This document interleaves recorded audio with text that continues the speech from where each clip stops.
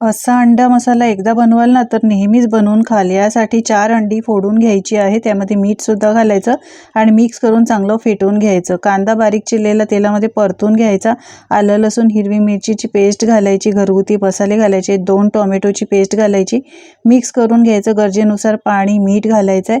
मीठ अंडी फेटताना सुद्धा घातले, त्यामुळे लक्ष द्या। कढईवर चाळणी ठेवायची आहे, प्लेट ठेवायची अंड फेटलेली आणि त्यानंतर 5 मिनिटं वाफवून घ्यायची। प्लेट बाहेर काढायची आहे आणि अंड्याचे असे हे काप करून घ्यायचे। मस्त अंडा पनीर तयार झालेला आहे, किती सॉफ्ट झाला आहे पहा।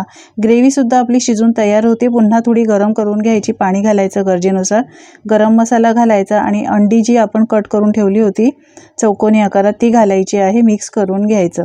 झाकण लावून 5 मिनिटं शिजवून घ्यायची। वाफेवर बारीक चिरलेली कोथिंबीर घालायची। मस्त वेगळ्या पद्धतीचा हा अंडा मसाला तयार आहे। चपातीबरोबर खा, पावाबरोबर खा किंवा भाताबरोबर खा, खायला अप्रतिमच लागतो। करून बघा तुम्ही सुद्धा। रेसिपी आवडली तर लाईक करा आणि शेअर करा।